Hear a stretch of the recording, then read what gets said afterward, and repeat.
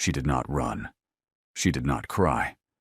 She just picked up her passport, her one suitcase, and the secret she did not yet know she was carrying, and she walked out of a marriage that had already buried her. That is where this story begins.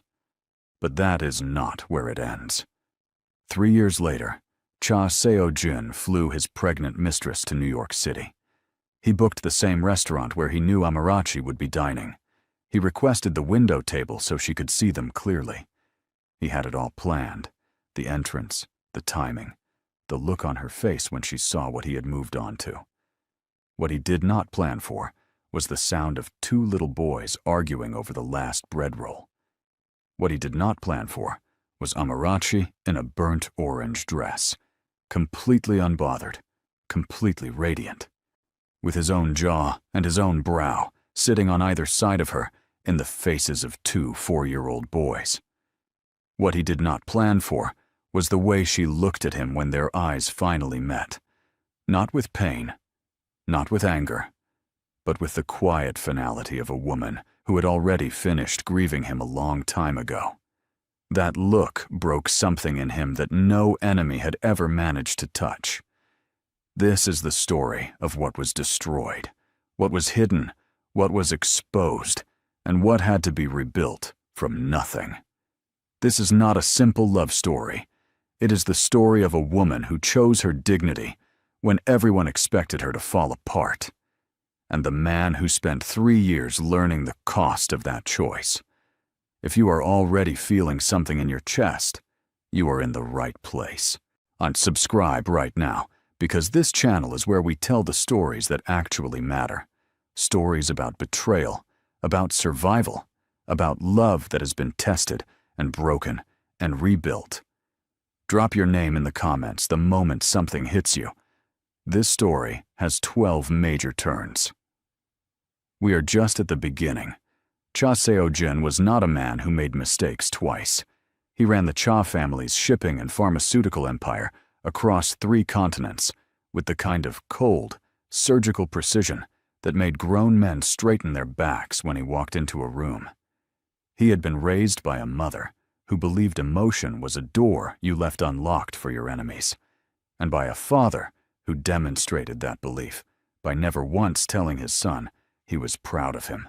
Ma Seo-jin had taken all of that, all the silence and the cold and the distance, and he had turned it into power. He was brilliant. He was feared. He was, by the time he was 34, completely alone in the middle of everything. And then he walked into a trade negotiation in Seoul that was about to collapse because both sides were lying to each other, and everyone in the room knew it except the 2 people doing the talking. Everyone except Amarachi Okafor. She was the interpreter on the Korean side, hired because she was one of perhaps 40 people in the world who could interpret simultaneously between Korean, Mandarin, and English without pausing. She was 29, Nigerian-born, Igbo-raised, educated at the University of Lagos and then Columbia University in New York.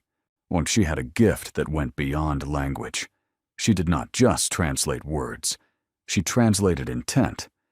She caught what people were hiding inside the grammar. Halfway through the session, she stopped translating. She turned to the room, ignored the protocol entirely, and said in Korean, "The phrase he just used in that clause does not mean limited liability. In this regional dialect, it means exemption from all future claims. Someone should check the original document before we continue." The room went silent. The clause was wrong.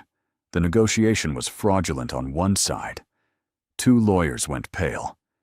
Seo-jin, sitting at the head of his delegation, looked at this woman who had just derailed an entire meeting with 6 sentences and felt something he had not felt since he was a child. Genuine surprise. He was captivated, not just by how she looked, though she was the kind of beautiful that made the room rearrange itself around her without her trying. He was captivated by her mind. She was the only person in that building who had been paying attention to the right thing. He found a reason to speak to her after the session. She was professional and direct and slightly amused by him, which he was not used to.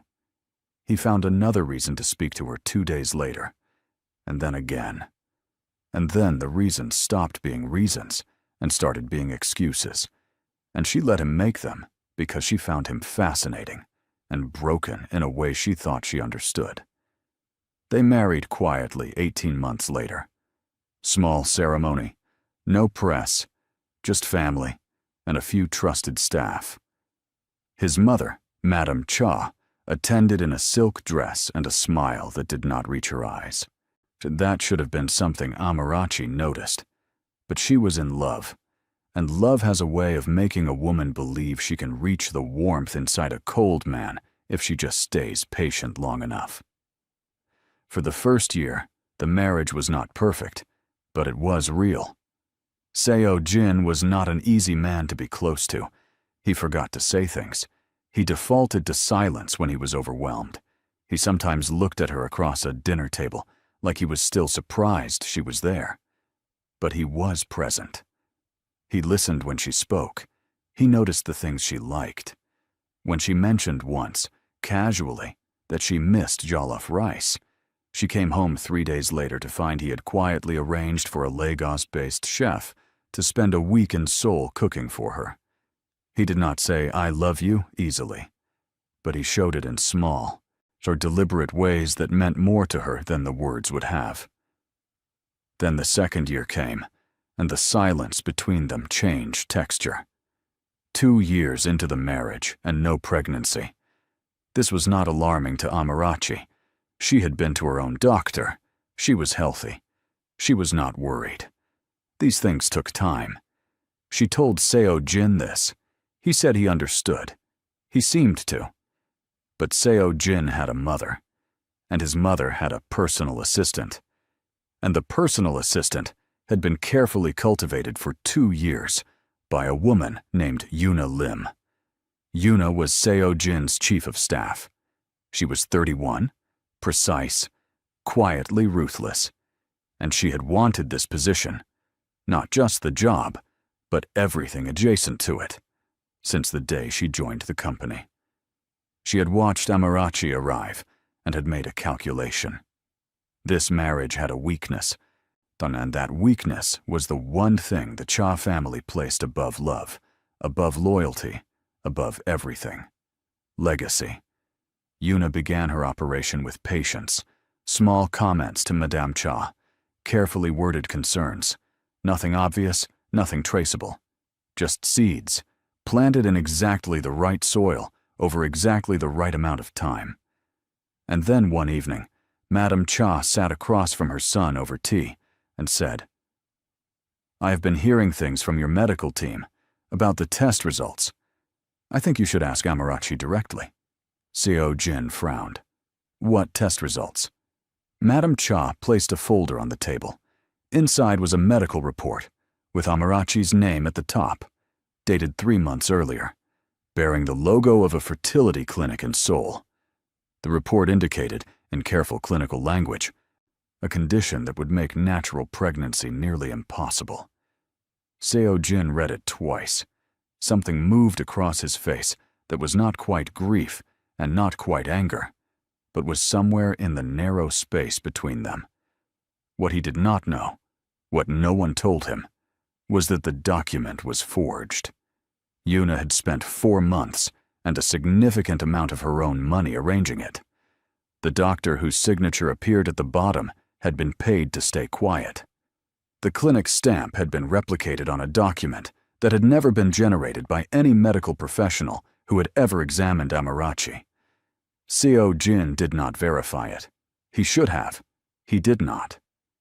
That was his first unforgivable mistake. He confronted Amarachi that evening after dinner. He placed the document on the kitchen counter between them without saying anything first. Amarachi looked at it. She picked it up and read it. She turned it over. She looked at the date. "I have never been to this clinic," she said. "Your name is on the report." "Seo Jin." Her voice was very steady.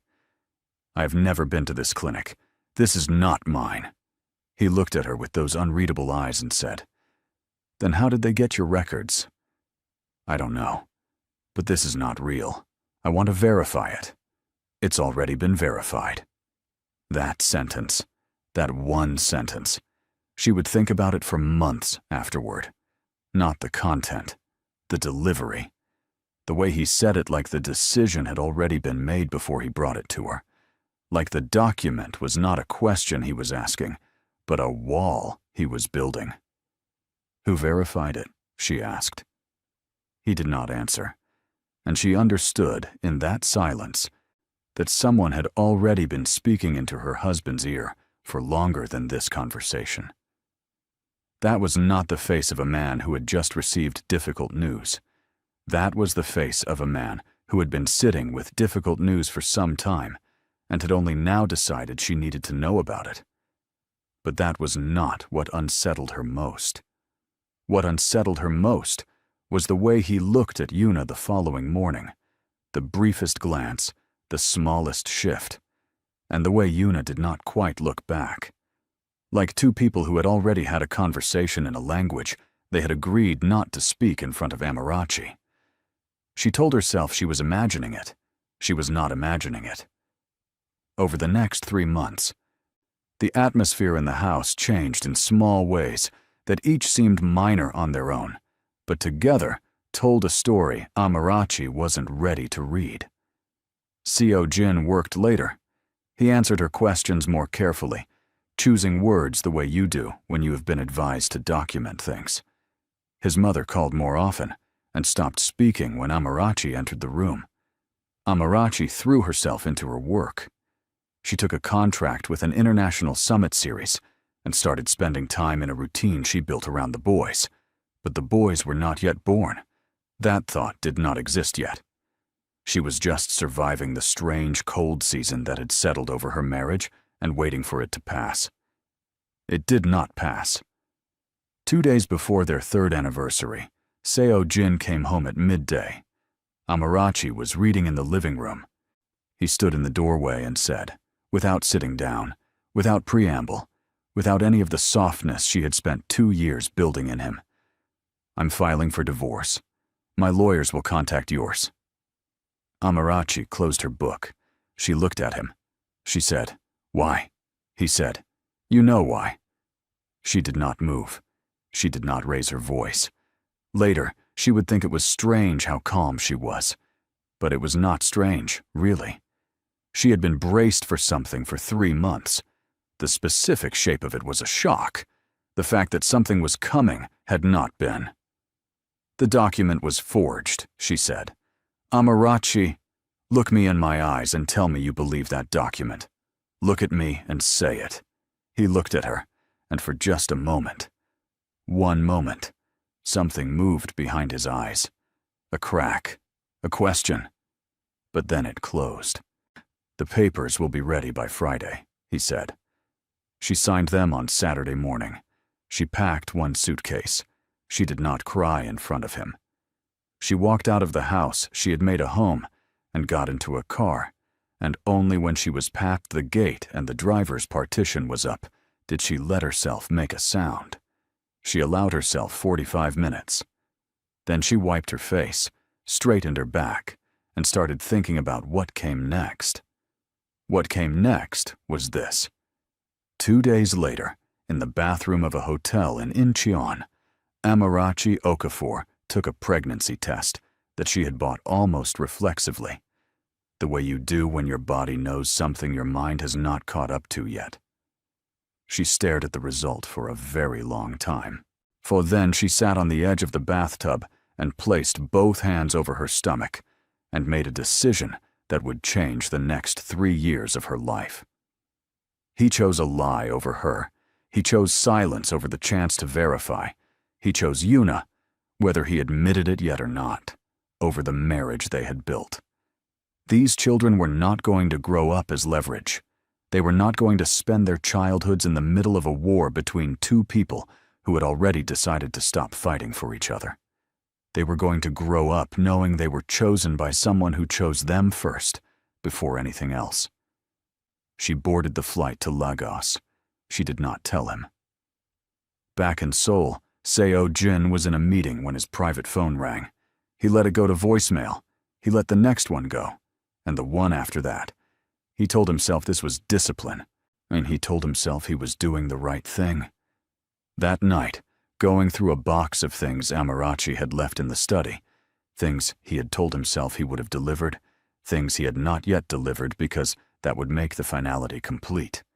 He found a small white envelope tucked inside a cookbook, a medical envelope, her name at the top, a different clinic, a different date, the real fertility workup, ordered by Amarachi herself 3 months before the divorce from a doctor she had found independently in a different city to rule out any actual concern she had about the lack of pregnancy.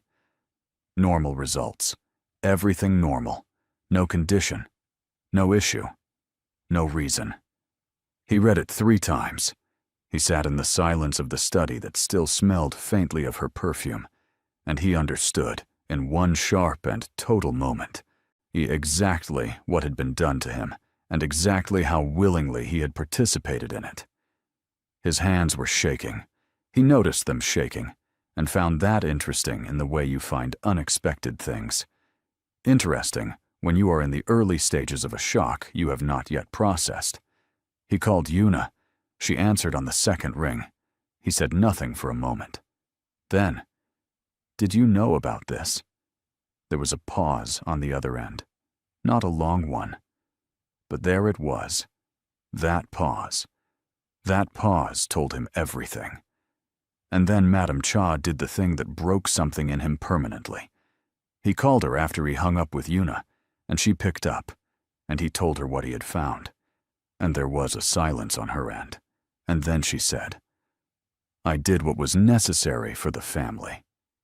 She did not say sorry. She did not pretend she had not known. But she simply offered him the framing she had decided on, necessary, and waited for him to accept it.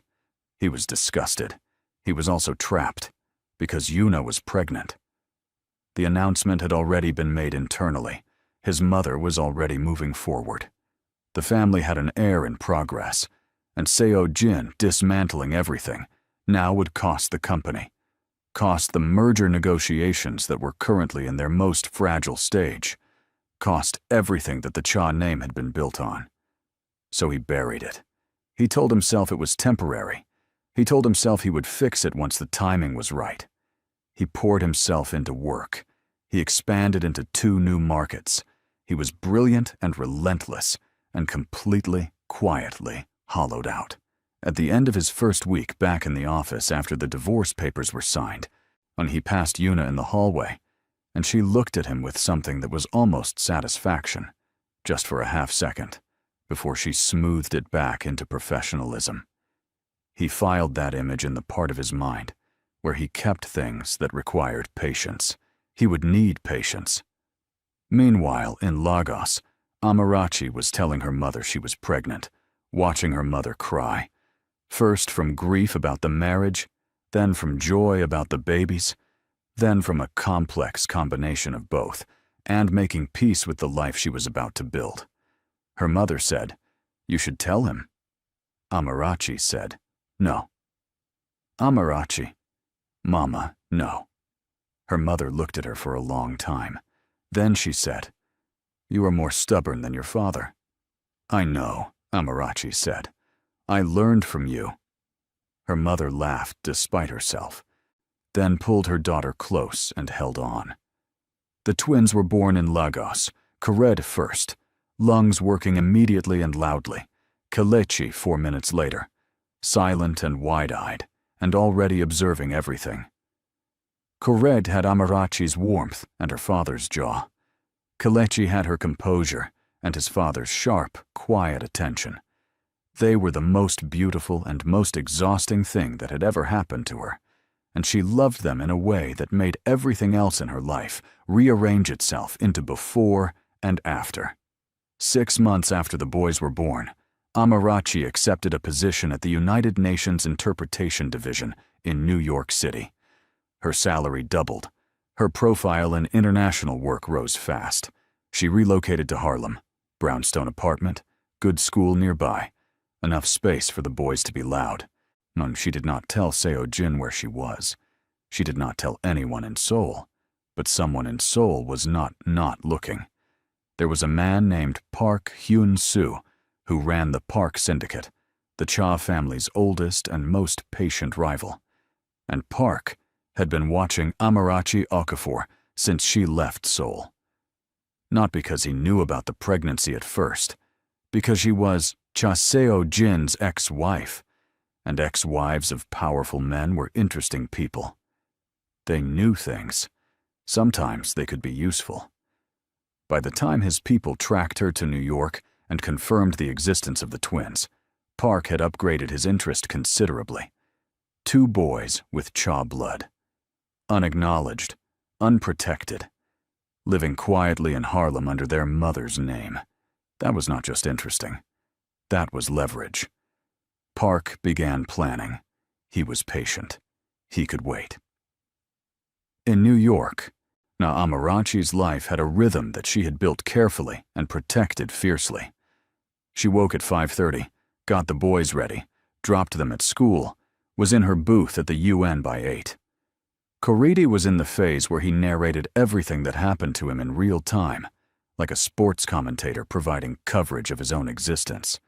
Kelechi had started asking questions that were genuinely too advanced for a 4-year-old, and looking at Amarachi afterward like he was checking whether she was impressed. She was always impressed. She never fully showed it because she could already tell that one was going to need management. And then there was Emeka.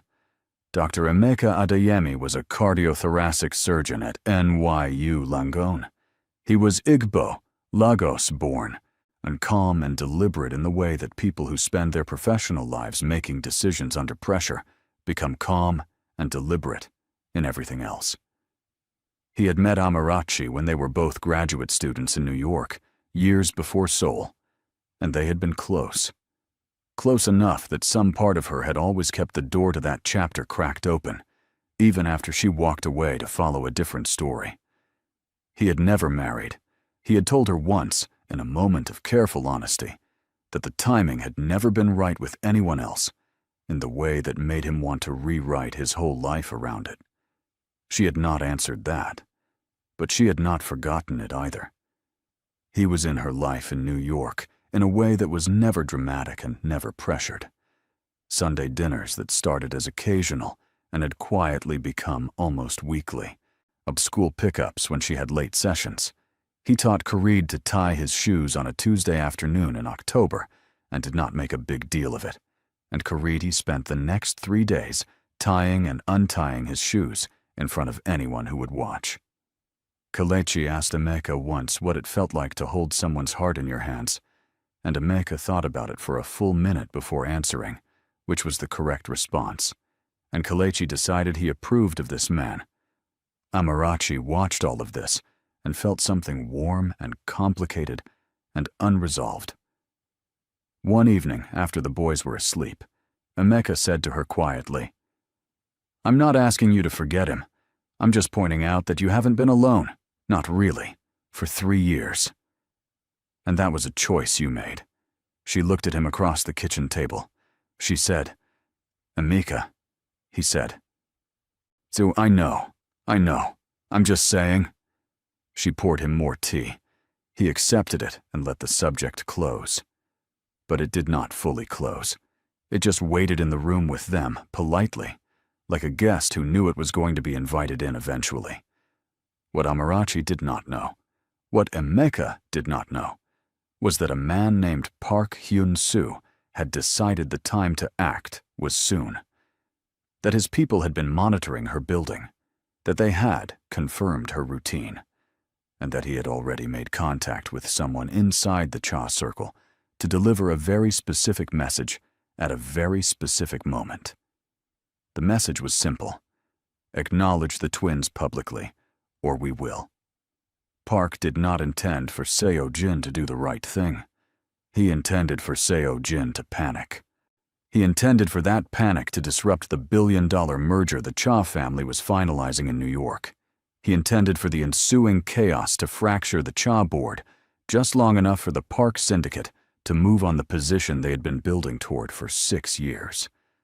The message was scheduled to be delivered at the UN Economic Summit in New York, the same summit where, by the strangest and most deliberate coincidence in recent diplomatic history, the lead Korean interpreter had just called in sick, and the replacement assigned by the UN Bureau was the only certified simultaneous interpreter in the city capable of handling both the Korean and the obscure Southern Chinese dialect required for the trade clause session.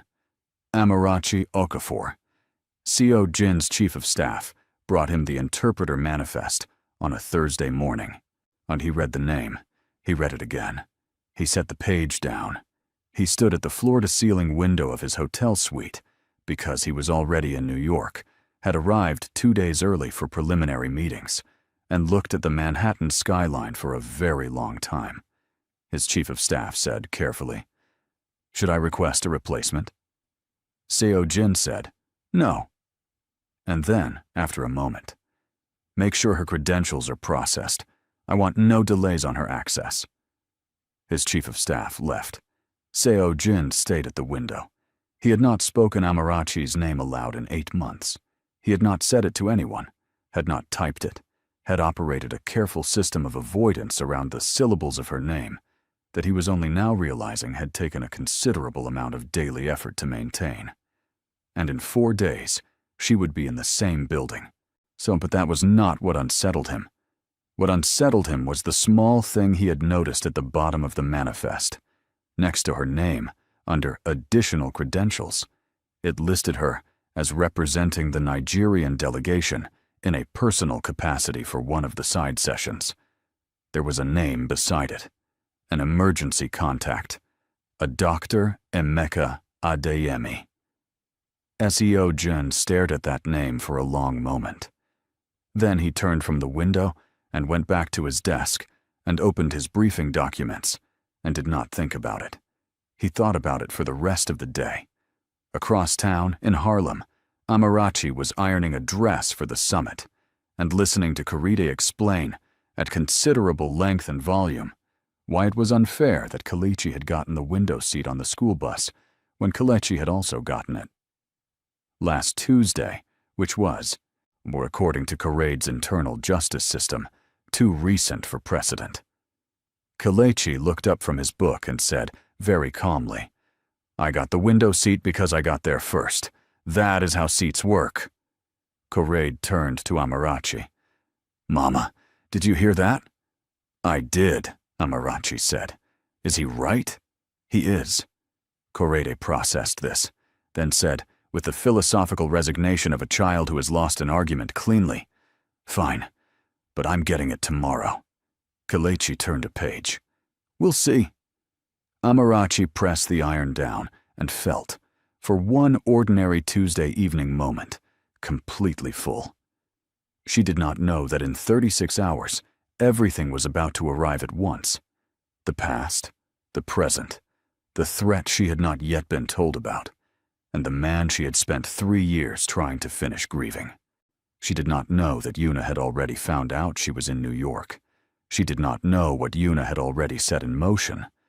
But somewhere, in a hotel on the other side of Manhattan, Cha Seo Jin was sitting in the dark of his suite at 11 at night, holding a glass of water he had not drunk, and thinking about a woman in a burnt orange dress he had not yet seen again.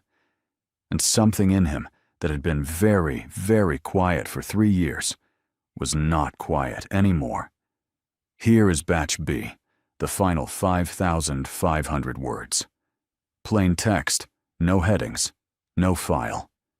The morning of the summit, Amarachi was in the interpretation booth by 7:45.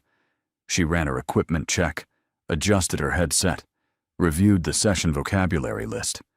She always prepared a custom glossary before high-stakes sessions, pulling the specific technical and legal phrases likely to surface, so nothing caught her mid-sentence. It was a habit she had built in Seoul, in a negotiation room where one wrong word had almost cost 2 governments a trade relationship. She did not think about who else would be in the room today.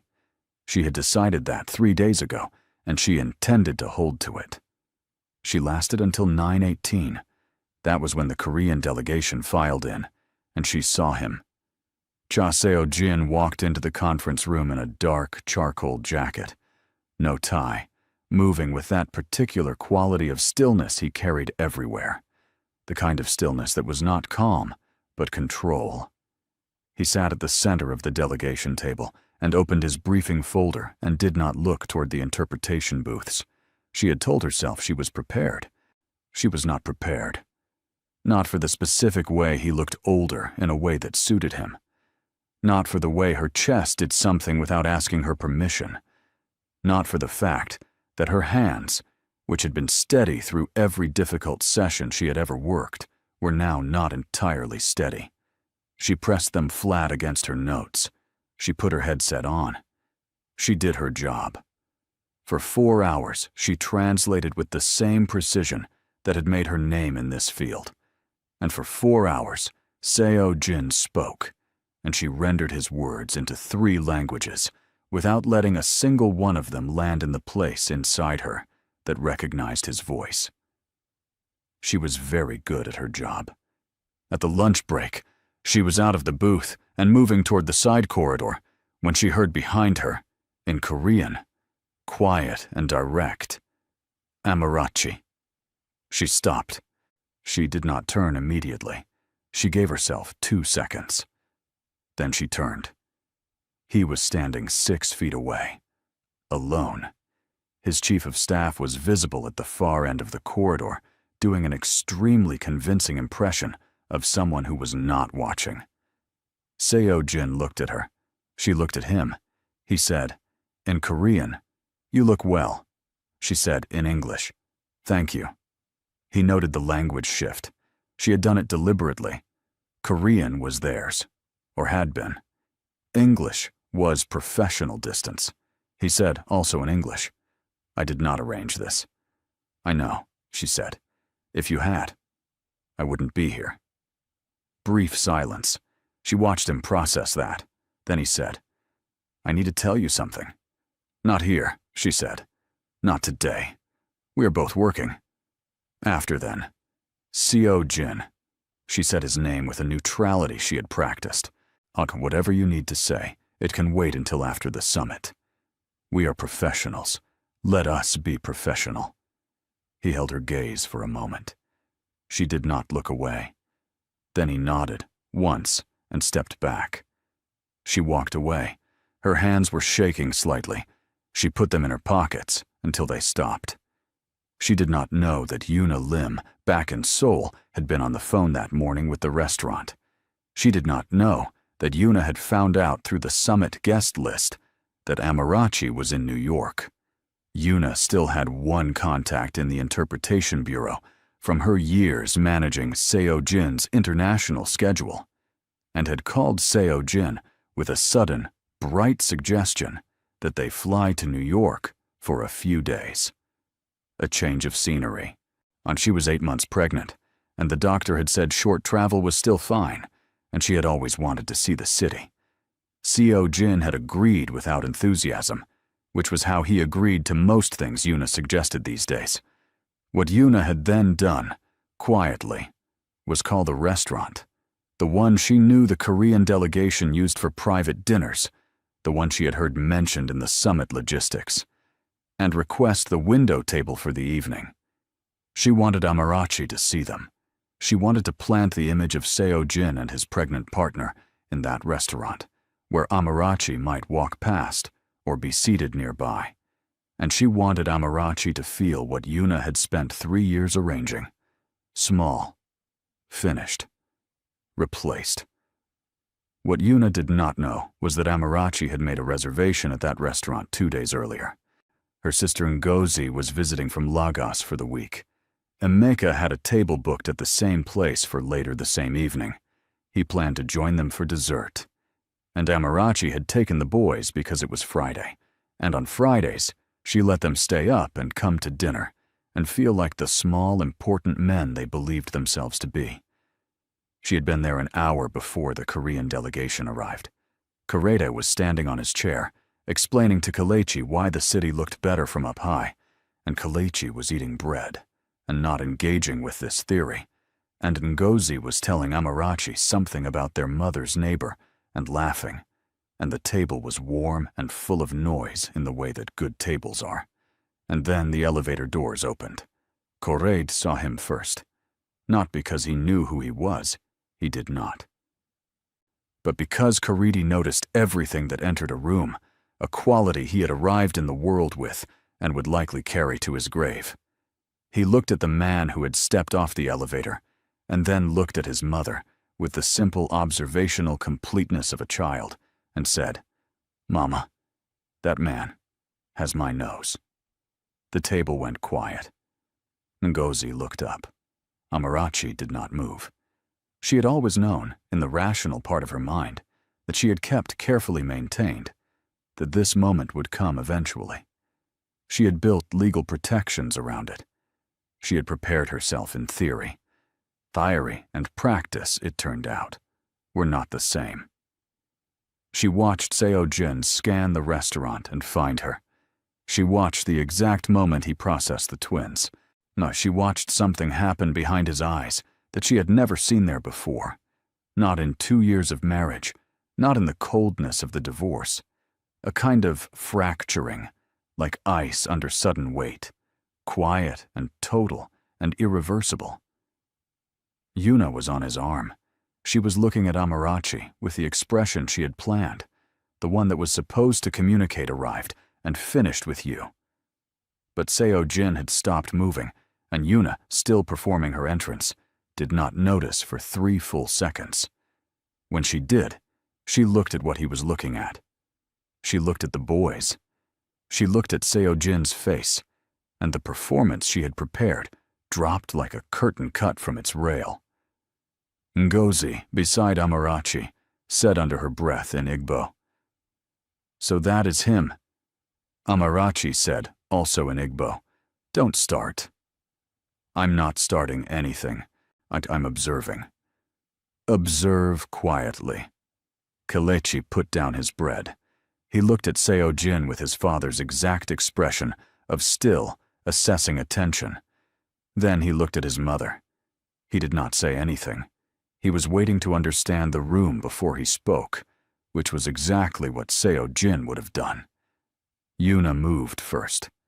She had recovered enough to remember her plan, or a version of it.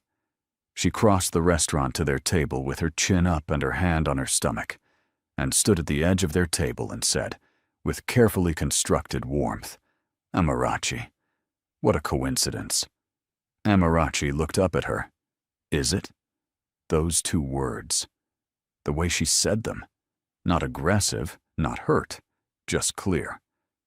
Is it? Like she already knew the answer and was offering Yuna the courtesy of a question she didn't need. Yuna's smile held. Barely. "Tisna, you look wonderful. New York agrees with you." "It does," Amarachi said. Yuna's eyes moved to the boys. Something shifted in her face that she could not fully control. Coraid looked at Yuna's stomach, then at Seo-jin, who had followed Yuna to the table and was now standing there in a silence that was pressing against the entire room. Then Corride said, with the precision of a child who has decided to contribute a fact, "That man has my nose and my forehead." "Mama, who is that man?" The restaurant had gone the particular kind of quiet that happens when everyone pretends not to be listening. Seo-jin looked at his son. His son looked back at him with complete fearlessness.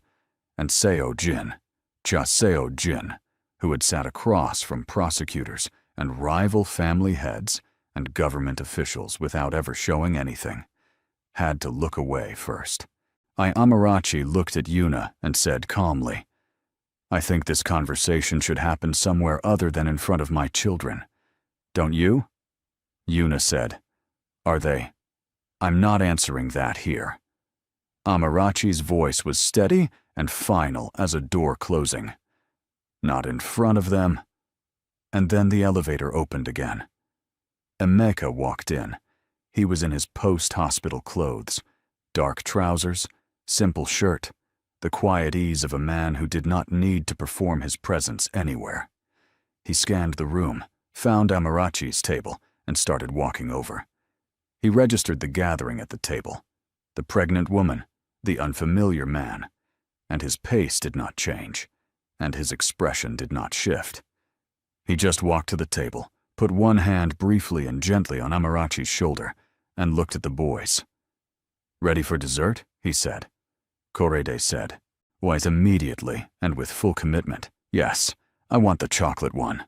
Kelechi said, "We haven't finished dinner." Korede said, "I finished." "You have not finished." Emeka sat down. He looked at Seo-jin once.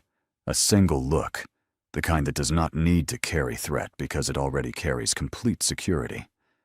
Then he looked back at Kelechi. "What did you order?" Seo-jin watched this. He watched Emeka settle into the table like he belonged there. Because he did belong there. Had belonged there for 2 years in ways Seo-jin could not calculate and did not want to.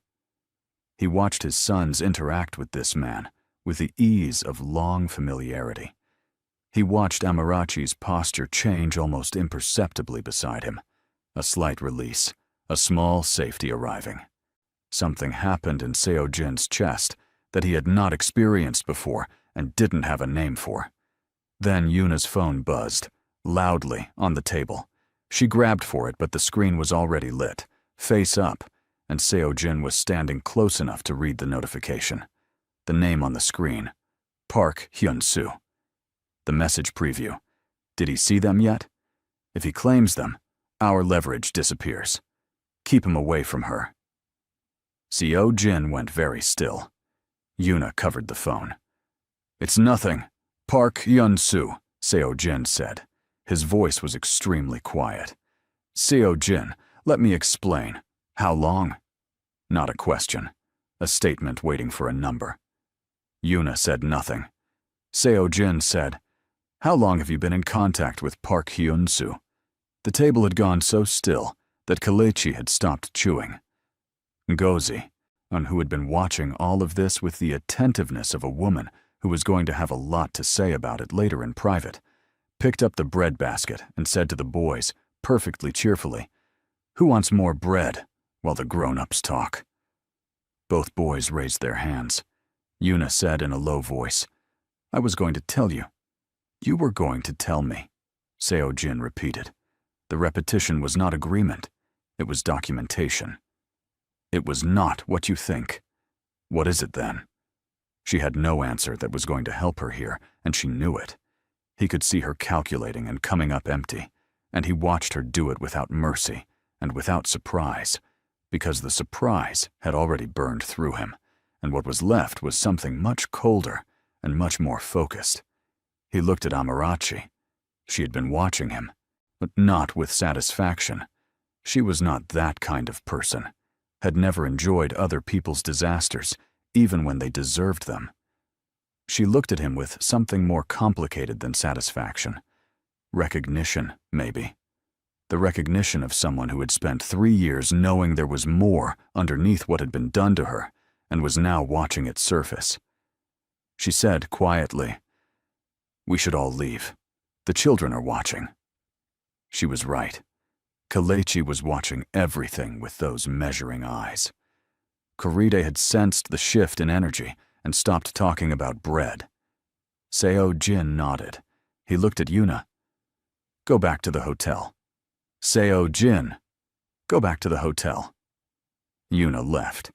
Seo-jin did not immediately follow. He stood at the edge of the table and looked at his sons, really looked at them. Not the desperate half-second glances of a man in shock, but the deliberate attention of someone trying to learn something important. Korede looked right back at him and said, "Are you leaving too?" Seo-jin said, "Yes, for now." Korede considered this. "Okay, but you have my forehead." Seo-jin said very quietly, "I know." Then he left. Emeka waited until the elevator closed before he said anything. Then he looked at Amarachi and said, "You okay?" She looked at her sister, who looked back at her with the face of a woman holding 17 opinions in reserve. She looked at her boys, who were now arguing about dessert again, with the complete emotional resilience of children whose world is stable enough to bounce off of. She said, "I think I need a very large piece of chocolate cake." Korede said, "Same." Kelechi said, "Girl, that is the first thing you and Mama have agreed on all evening." Korede threw a dinner roll at him.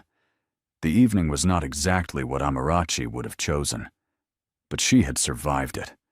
She had not flinched, had not broken, had not given Yuna or Seo-jin or any part of her past the satisfaction of seeing her unmade. What she did not know yet, what would arrive in the morning, was that across town, in a suite on the 42nd floor, Cha Seo-jin was on the phone with his lawyer, and his lawyer was telling him about a legal filing that had been submitted to the New York family court 2 months earlier. Amarachi's attorney had filed a paternity notification, not seeking support, not seeking custody, not opening any door. Closing one. Under international law, if the biological father of an identified child is notified of paternity and neither acknowledges nor denies within 60 days, a foreign party could petition for guardianship in certain jurisdictions. Amarachi had discovered the Park surveillance 6 weeks earlier. She had moved before Park could use the boys as leverage. She had legally notified Seo-jin, through official channels, to an address he had not checked, and the 60-day window was now at day 57. Her attorney had sent the filing to protect the boys, not to reach Seo-jin, to close the gap that Park intended to weaponize. Seo-jin read the filing twice. Then he sat back and understood that while he had spent 3 years standing still in his guilt, Amarachi had spent 3 years building a fortress around their children that had already anticipated threats he had not yet identified. She had moved before him. She had been several steps ahead without ever needing to tell him. She had protected his sons from the danger that came with being his sons, and she had done it entirely alone. He stayed up until 3 in the morning. At 7 the following morning, he was sitting in the lobby of her building. He had not slept. He was in the same clothes. He had a coffee he had bought from the place around the corner, and he was sitting in a lobby chair with the specific quality of a man who has decided to wait without knowing how long waiting will take. The doorman had let him in when he explained who he was, and had then immediately called upstairs, which was the correct thing to do, and Amarachi had said, "Don't let him up, but don't make him leave either," which was its own kind of answer, and the doorman, who had seen enough of the human condition in 30 years of this work to recognize a complicated situation, had nodded and said nothing more. Emeka arrived at 9 to take the boys to the park. He stepped off the elevator, saw Seo-jin, and stopped. They looked at each other across the lobby. Seo-jin stood up. Emeka said, in Korean, "How long have you been here?" Seo-jin said, also in Korean, and he noted, with something that was not quite pain but was adjacent to it, that Emeka's Korean was fluent and warm, the Korean of someone who had learned it carefully for a specific reason. Since 7. Emeka looked at him for a moment. Then he said, "She is not someone you negotiate with. You should know that about her." "I know," Seo-jin said. "Then why are you sitting in her lobby instead of figuring out what you actually have to offer her?" Seo-jin said nothing. Emeka said, "She doesn't need rescue. She doesn't need money. She doesn't need an apology, though you owe her one. What she needs is for someone to prove, over time, with behavior, that she can trust them. That is not something you can do in a lobby." He paused. "But I suppose sitting here is a start." The elevator opened and Korede came out at speed, stopped when he saw Seo-jin, and stared. Then he turned around and shouted back into the elevator, "Kelechi, the man with the forehead is here."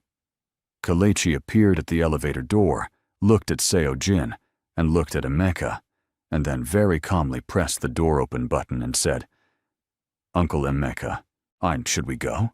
Emeka said, "Yes." Korede was still looking at Seo-jin. "Are you going to come with us?"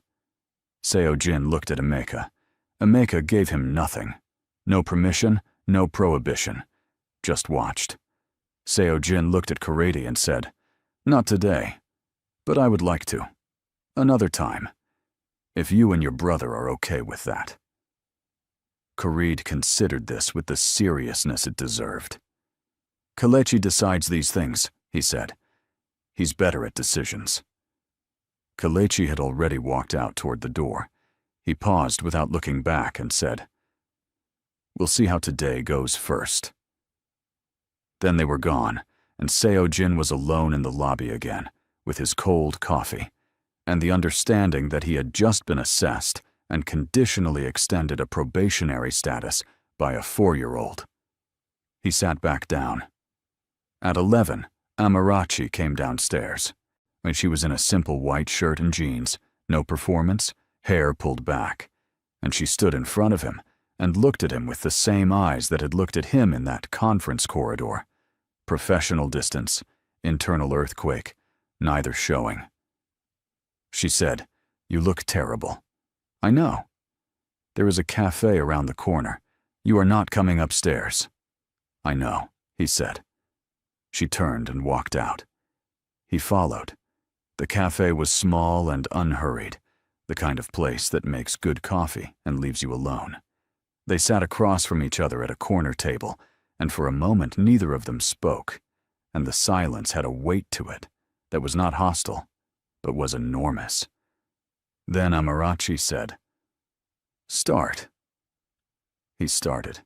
He told her everything. The real medical report he had found in the cookbook, what Yuna's pause had told him, what his mother had said after. He told her about burying it because of the merger and the pregnancy and hating himself for burying it. He told her that he had spent 3 years expanding the company and working 18-hour days and achieving everything he had built the company to achieve, and that none of it had ever once produced the feeling that 3 minutes talking to her in a conference corridor had produced. He said this plainly, without performance, just the way a man states a fact he has finally stopped arguing with. She listened without interrupting.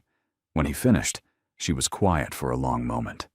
Then she said, "I found out I was pregnant in the airport bathroom in Incheon, 2 days after I signed those papers." He closed his eyes briefly. "I sat on the edge of that bathtub," she said, "and I made a decision. You had already decided that a piece of paper was more important than looking me in the eyes when I told you it was forged. I was not going to put my children inside that decision." "I know," he said. "Do you?" He looked at her. "I failed you. I had everything I needed to ask one more question, and I chose not to. And every explanation I could give you about why, the pressure, my mother, Yuna, none of them are good enough. There is no good enough." She looked at her coffee. He said carefully, "Who is he to you?" She looked up. "Emeka," he said. "Who is he to you?" She was quiet for a moment. Then she said, "He is someone who has been present, consistently, without conditions, and without making me feel like I owe him for it." The sentence landed where she intended it to land. Seo-jin said, "Are you in love with him?" She said, That is not a question you get to ask me." "No," he agreed. "I know. I'm asking anyway." She looked at him for a long time. "I don't know," she said finally, and it was the most honest thing she could have said. And he understood the honesty of it, even though it wasn't the answer he wanted. "I know that he has never once made me feel small. I know that my boys are happy around him. I know that he is good and steady and safe." She paused. "And I know that none of those things are a reason to stay away from something complicated just because it's complicated." He didn't say anything. She said, "What are you asking for, Seo-jin? Be specific." "I am asking," he said, very carefully, "to be allowed to be their father. Not with money. Not with power. Just present. In whatever way you decide is appropriate, under your terms. And He looked at her. "And I am telling you that I will spend whatever time it takes to prove I understand what I had. I'm not asking you to trust me today. I'm not asking you to feel anything. I am asking for the chance to demonstrate over time that I am not the same man who let a forged document end my marriage without asking a second question." The cafe was quiet around them. Someone's cup clinked. Outside, New York moved at its usual speed. Amarachi said, "I will not be returned to. I am not a place you get to come back to because your other option didn't work. I know.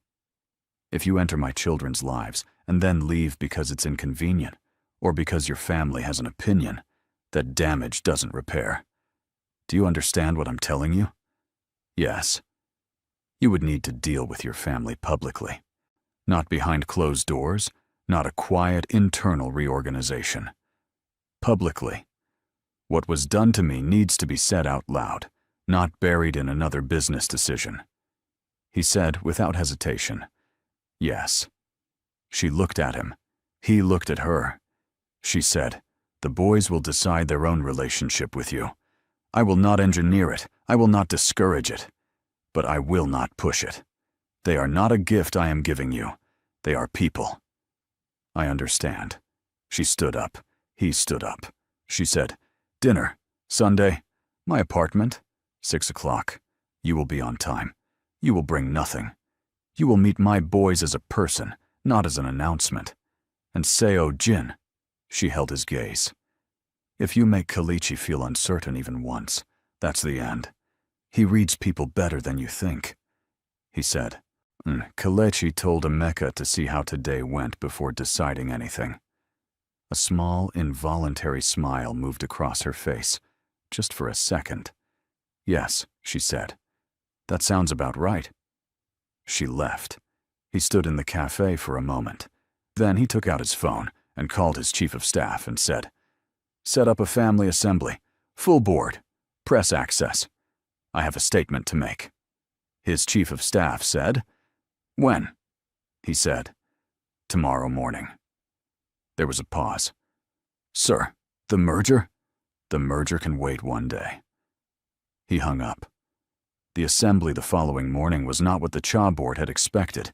They had prepared for a business update, a strategic brief, perhaps commentary on the New York summit. Instead, Cha Seo-jin stood at the head of the table with 3 cameras present, press access he had arranged himself, and stated, on imprecise and unembellished language, the following: that the medical documentation used to justify his divorce from Amarachi Okafor 3 years prior had been forged. That this forgery had been arranged by Yuna Lim with the knowledge and assistance of a senior family member. That Yuna Lim had simultaneously been operating as an informant for the Park Syndicate, and that he had 2 sons, Korede and Kaleshi, whose existence he was formally and publicly acknowledging, whose mother had raised them alone with no support from him, and for whom he took full responsibility going forward. He removed his mother from the board before the session closed. That was the hardest sentence of the morning. He said it without looking at her, and she received it without making a sound, and the silence between them was the size of everything they had both broken. Later that evening, Madame Cha sat in her hotel room and wrote a letter by hand. It took her 4 attempts. The final version was 2 pages in Korean, with an English translation she had produced herself, labored over, imperfect in places, but hers. She gave it to her son's driver with instructions to deliver it to a brownstone in Harlem. Amarachi received it the following morning. She sat at her kitchen table after the boys left for school and read it twice. Then she sat with it for a while. The letter said many things. It did not ask for forgiveness. It did not excuse what had been done. It said, in the plain language of a woman who had run out of strategy and arrived somewhere close to honesty, "I told my son you were not one of us. I spent years believing that was protection. I was wrong. You are more one of us than any choice I made. I am not asking to be released from what I owe. I am asking only to see my grandsons' faces before I am required to answer for it. That is all." Amarachi folded the letter. She thought about what Emeka had said to her, in his kitchen, over tea. You didn't decide wrong the first time. You loved someone fully. That was never wrong. She thought about her boys, Korede, who had already decided the man with the forehead was interesting, and had asked twice since the restaurant when he would see him again. Kelechi, who had said nothing, but had been watching her face carefully for 3 days, in the way he did when he was forming a conclusion. She picked up her phone and called her attorney. "The 60-day window," she said. She would draft the acknowledgement. Seo Jin's name on both birth certificates, full paternity confirmed. And I want a clause about access being contingent on demonstrated consistency, not promises, not intentions. Behavior recorded over time. Her attorney said, "And Madam Cha? The visitation question." Amarachi was quiet for a moment. "One afternoon," she said, "supervised, in a location I choose, and she comes alone." The Park Syndicate's operation collapsed within a week, without the leverage of unacknowledged paternity, which Seo Jin's public statement had eliminated completely. The position Park had built around the merger disruption fell apart. The Cha merger closed on schedule. 3 of Park Hyun-soo's associates were referred to prosecutors on a charge of corporate espionage. Yuna's connection to Park became part of the same investigation. The pregnancy and the DNA results Seo Jin had quietly requested produced one final revelation. The child was not his. It was Park Hyun-soo's. Yuna had been placed from the beginning. The entire operation had been years in the making. Seo Jin received the DNA results on a Tuesday afternoon. He sat with them for a long time. Then he called his board attorney and instructed him to provide full cooperation to prosecutors on all related matters. He did not protect Yuna. He did not protect anyone who had chosen Park over the people in his life who had deserved better. Sunday arrived. He was at Amarachi's door at 5:58. He had brought nothing, per her instruction. He was in a simple dark shirt and dark trousers, no performance. And when she opened the door, he said, "Nah, I'm 2 minutes early. Should I wait in the hall?" She looked at him. "No," she said. "Come in." Korede appeared from around the corner at a dead run, stopped 2 feet from Seo Jin, and looked up at him with the evaluating intensity of someone who has been thinking about this moment for several days. He said, "You really do have my forehead." Seo Jin said, "You have my forehead. I had it first." Korede considered this. "That's a fair point," he said. "I'm Korede. You can come in." Kelechi appeared at the kitchen doorway, dish towel in hand, having apparently decided to assist with dinner preparation, which was itself a statement about how he spent time in unfamiliar situations. He looked at Seo Jin. Seo Jin looked back at him. Kelechi said, "Can you cook?" Seo Jin said, "No." Kelechi nodded, like this confirmed something. Then you can set the table. Korede will show you where the plates are." Korede said, "This way," and led him into the kitchen with the authority of a small person who is glad to be useful. Amarachi, from the living room doorway, watched Seo Jin follow her 4-year-old into her kitchen and start asking earnest questions about which plates went where. She felt something shift, somewhere below her ribs. Quiet, warm, complicated and earned. She went back to the stove. The dinner was loud and imperfect and full of the kind of interruptions and negotiations and small disasters that dinners with 4-year-old twins involve. Korede knocked over his water glass. Kelechi explained, at length, a theory he had developed about why the moon looked bigger near buildings.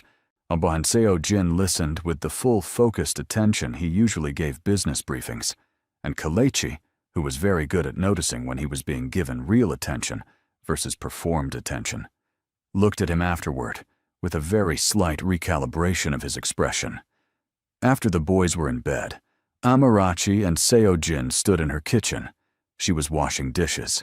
He picked up a dish towel without asking and started drying them. They worked in silence. Then she said, "Kurita asked me this morning if you were going to be his appa." Seojin was quiet. "I told him," she continued, "that was something that would happen over time, not all at once." "What did he say?" "He said, that's what Kalechi always says about learning things." And then he went and found his shoes. Seojin almost smiled. It wasn't quite there. It was the edge of it, the shape of what a smile would be if it had time and permission to arrive. "He's going to be exhausting," he said. "He already is," Amarachi said. "He's also going to be extraordinary." They finished the dishes. She dried her hands. He folded the towel and set it on the counter. He said, "Thank you. For tonight." She nodded. He said, "I know I don't get to ask for things yet. I know this is the beginning of something that will take a long time and should take a long time. I just want to say," he stopped, started again. "You were right about the forged document. You stood in that kitchen and told me it was not real, and I made a choice not to believe you. There is no version of that where I was the person you deserved. I know that." She looked at him. "I know you know," she said. "So that's why you're standing in my kitchen right now instead of in the hallway." He held her gaze. "When you're ready."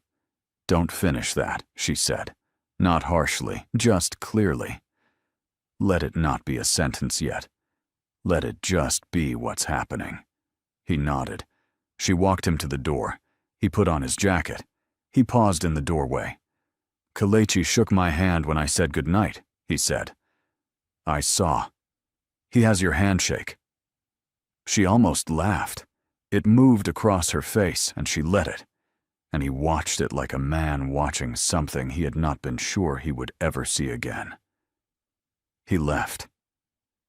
She closed the door and stood in her hallway in the quiet of her apartment, listening to the sounds of her boys asleep, and felt the full weight of everything she had survived to be standing in this particular hallway, in this particular moment. And she had not taken him back. She had not closed the door. She had done the harder thing. She had left it open just enough for what was real to walk through, on terms she had set, in time she controlled. Emika called that evening. She told him how dinner had gone. He listened. When she finished, he said, "How do you feel?" She thought about it honestly. "Like I'm at the beginning of something. I don't know what yet." He said, "That's the right answer." A pause. "I need to tell you something." "Okay." "I'm going to step back," he said. "Not because I gave up. I want to be clear about that. But because I've watched you for 2 years, hold your breath waiting to know what you wanted. And I think tonight, you started to breathe again." He paused. "I love you enough to not want to be in the way of that." She pressed the phone to her ear. "So, Emika, I know. You are one of the best people I have ever known in my life. I know that too," he said, and she could hear the smile in it.